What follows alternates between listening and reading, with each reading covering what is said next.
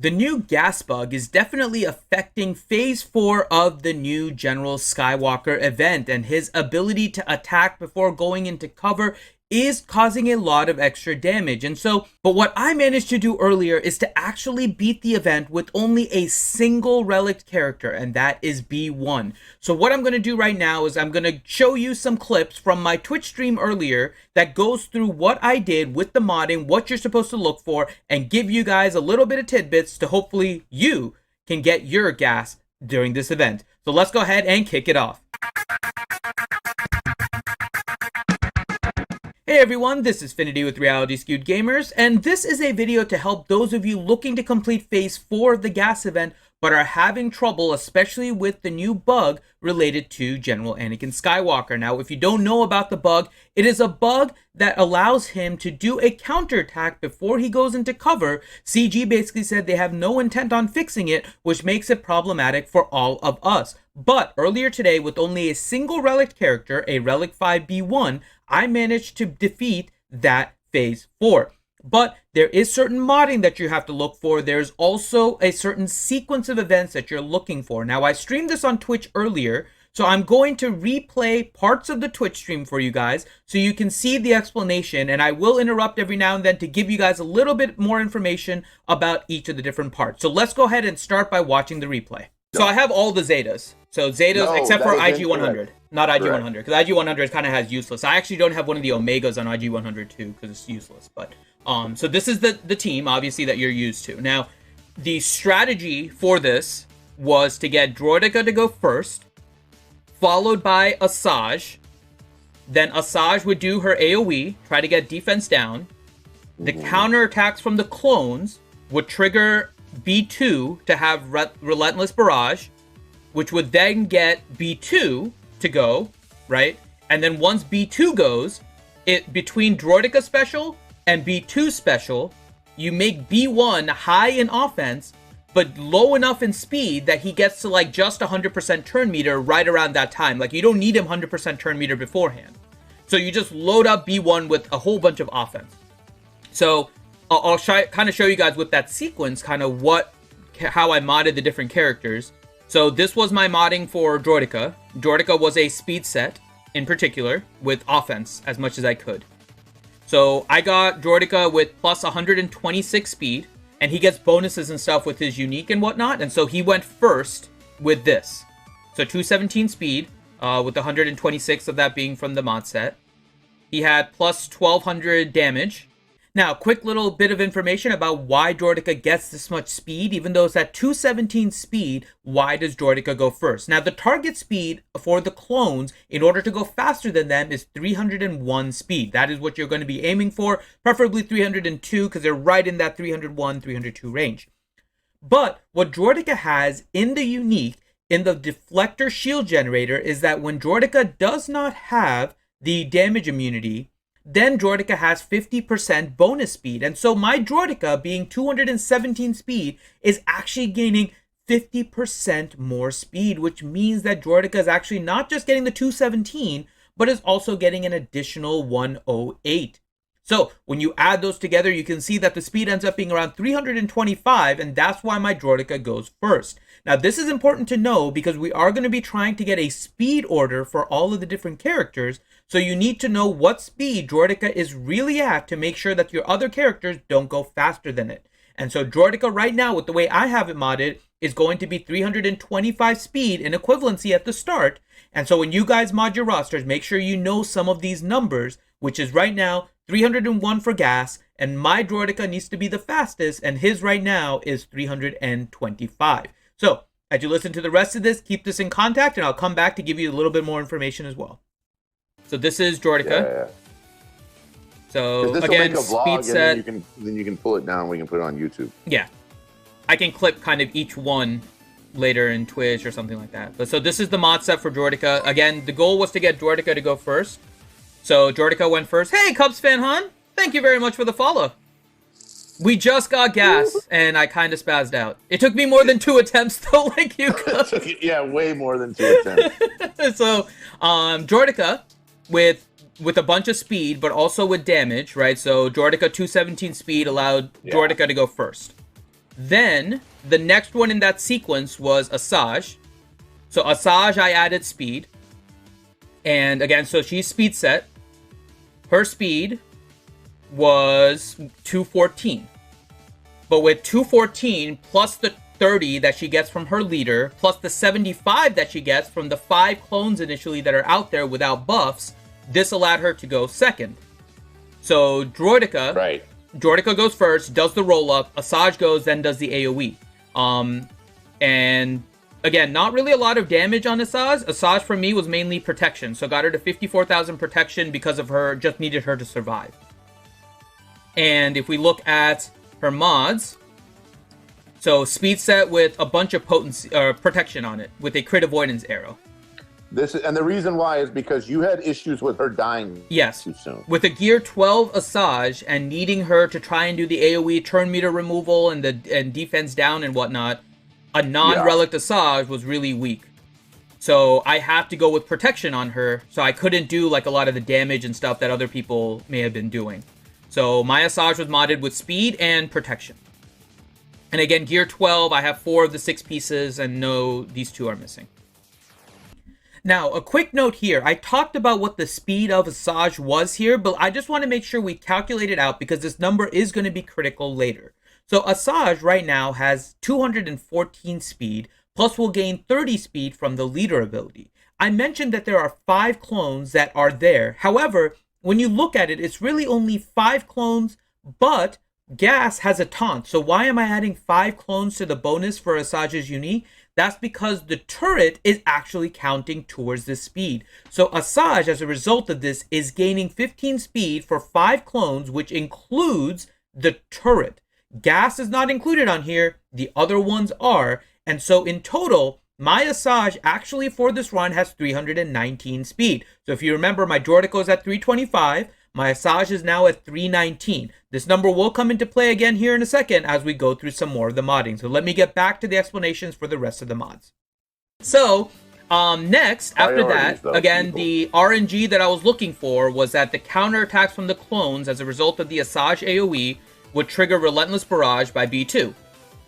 So B2 was modded with just as much protection and being as tanky as possible, right? So his mods, again, not some of the speed and stuff is incidental just because of the mods themselves, but his main thing was just getting as much protection and again a crit avoidance arrow on him. So you'll just see a bunch of protection kind of around here for him. Right, and I didn't even bother with potency on him. I just went straight protection because he was going so much, and you need his AoE so much that he just needs to survive more than anything else. Basically, what we decided was that a lot of times you were going to just RNG tenacity and potency and work on survivability. Yeah, because survivability is the biggest thing, especially with B2 constantly doing AoEs. Right, so he ended up with 70,000 protection. And again, not a lot of damage, not a lot of potency or anything like that. It was mainly just getting his protection up. So then, after B2 does this, this should give B1 his turn, because he would have gained 50% turn meter from droideka, 50% from B2. He is my highest one. I'm going to shut off my camera here for just 1 second so you guys can see. He is a Relic 5. I know my camera covers it up. So he's a Relic 5. And so a Relic 5 here is the only Relic character I had. Everything else you guys saw was Gear 12. His modding is all for offense, and I'll show you guys the specific mods. But he has plus 3,000 offense. No, actually I dropped his speed. So his speed dropped down to 236 because that was my target speed for B1. I think it actually could be a little bit lower. But it was 236, and that allowed him to not have full turn meter until B2. To figure this out. This took a while. It did. It did take me a while. So let me explain a little bit more about the math here so you guys understand it and so you can replicate this with your own mod and mod sets. So it is important that B1 gets full turn meter after B2 goes and does his AoE. Now, what is triggering this? Now, just to be clear, because I was kind of talking a little bit quickly because I was excited, B1 actually gets 15, not 50, 15% turn meter whenever another droid ally uses a special. So when you start out the entire sequence with droideka doing the roll-up, that is going to count towards 15%. Then, when you get B2 to go after Asajj hopefully triggers Relentless Barrage on B2, B2 does his AoE, that now gives gives B1 an additional 15%. So how do you figure out what the speed target is in order to get B1 to go correctly in that sequence? Well, the first thing is to know what the minimum amount of speed is that you need. The minimum amount of speed you need is going to be based on gas. And so gas, again, has around a 301 speed. So if you figure it out that you need 30% turn meter to get just above gas, I can tell you right now, the math can be done, is multiply by 0.7 of gas's speed. You are aiming for a target of around 210, 211 minimum speed. That is the minimum speed you need in order to make sure you go after or before gas after you have B2 and droideka use their specials. But what do you also need to make sure is your maximum? Because if you go too fast, you may go before Asajj. And so there is a maximum, and the maximum amount of speed is going to be 85% of Asajj's total speed. Now remember what I talked about earlier, that number of speed that Asajj had of 319.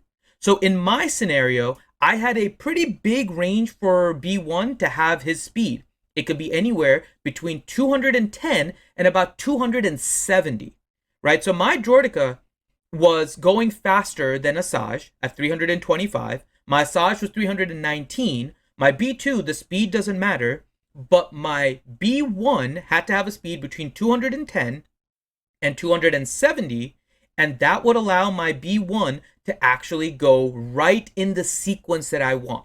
So when you guys adjust your mods a little bit and you try to get droideka to be your fastest and your Asajj to be next, and you're trying to figure out what your target speed is, that is the way that you do it. And this turn sequence is really what helped me with all of my attempts. Even the ones that failed and got really close, there is some RNG with all of this. But if you get the speed sequence correctly and you get some of those mechanics to go, like the Relentless Barrage, you will be off to the races with every attempt with a reasonable chance, as long as you can down fives in the first kneel. But so this took a while, and I had to make B1 go after B2, and that's when the sequence happened, right? And you don't want B1 getting 100% turn meter until B2 does his AoE. That's what triggers the full turn meter. So you actually do want B1 to be slightly slow. And again, 3,000 damage on him, so he was 9,000 damage on that last attack, which I could notice the difference in his damage as a result of this. You don't want crit damage or anything like that, because B1 doesn't crit. So it's all just offense-based, right? So you have offense here, offense arrow on this one, offense primary on the triangle. As much offense kind of spattered around here with the speed as well, right? You do need to make sure you're trying to get that target speed so you get the 100% turn meter, but offense primaries as much as you can, especially on the right side of mod. And so B1 was hitting very hard. And then lastly was MagnaGuard, who was there to basically try and take a beating, which he did. So he is modded for basically all protection. I don't have the Zeta on his special. I don't have the Omega on his unique. Those were the only two non-maxed out abilities I had on this team. And so his, again, basically protection, right? So he's at 92,000 protection. I did originally have survivability again. Yeah. I did originally have MagnaGuard with defense. The problem with that is it would have worked if there wasn't the gas bug. So defense worked out really well because all the clones did a much less amount of damage to MagnaGuard. However, when you went into a cover, if MagnaGuard had a taunt and you attacked gas, he would counterattack MagnaGuard, and he ignores defense with his basic. Correct. So that is why we switched him from defense to protection, because it was the only way I could get the survival that I needed for this. So, no bug working as intended. Yeah, that is definitely what they say. So he doesn't really have anything else. His main thing is just focusing on protection. So if I go through his mods, and they're not even matching sets, right? Because we don't have protection sets. So you'll just see, it's just loading him up on protection and then a crit avoidance arrow. So crit avoidance arrow, protection everywhere else. Just trying to load him up as much as possible. Unless you are Relic, you are better off with flat protection than percent protection in general. But most, I think a lot of mine have double. But you're looking for if you have high mods on that. So those are the mods on my team here.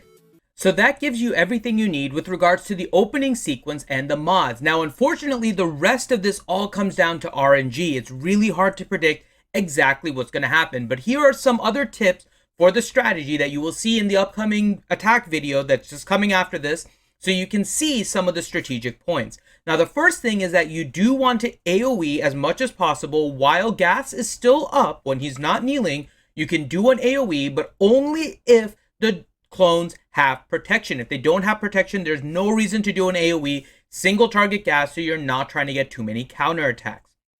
MagnaGuard hopefully will taunt and try to protect some of your droids, but if not, just be ready to kind of deal with some of the damage. Now, how can you deal with some of the damage? B1, use his special in order to try and heal whoever is low on health and protection. Now, this could be B2, this could be Asajj, this could be droideka, this could be MagnaGuard. It really depends on the attack. However, one thing I will point out to you guys is try to, in my opinion, favor a little bit more on B2. Because B2 can get triggered on so many attacks, and his AoE, especially in the first sequence, before they all lose protection, B2, you're going to want to AoE in order to try and burn down that protection. He is a really good target to get with the heal and protection. Now, after they've all lost their protection, you can then spread it around to whoever you think is going to need it the most, whether they have a turn coming up or something like that, then you can focus it and move it around. But B2 early is a really good target for B1's heal. So a lot of this is going to come down to RNG and trying to figure out the best strategy. Hopefully watching my attack right here is going to help you. So with that, I will leave you with the attack video, and I am Infinity with Reality Skewed Gamers signing out. All right.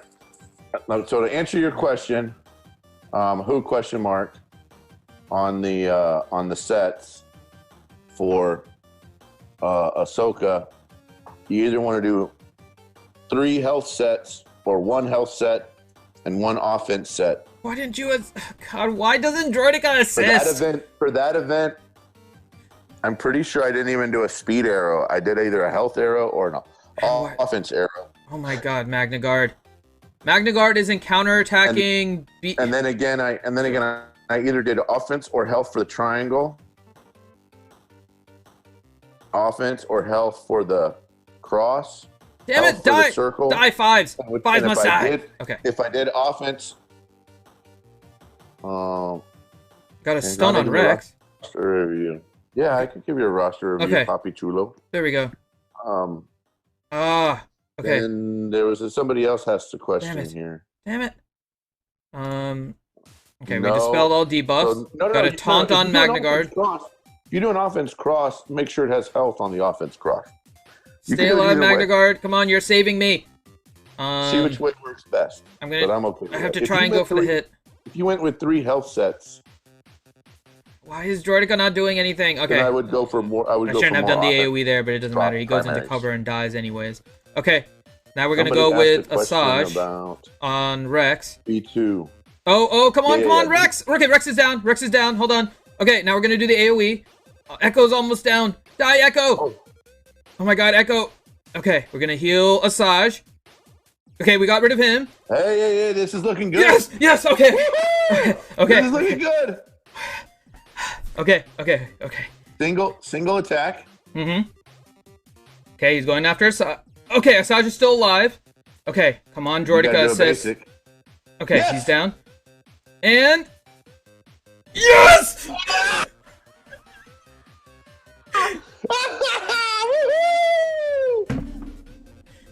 Boom shakalaka! Boom shakalaka! Boom shakalaka! Yes! Oh my God! On the one that I said was going to be my last attempt, there it is. That's what you do. You just had to stop talking nice to the game, and you had to start. If you don't get done, I'm gonna leave.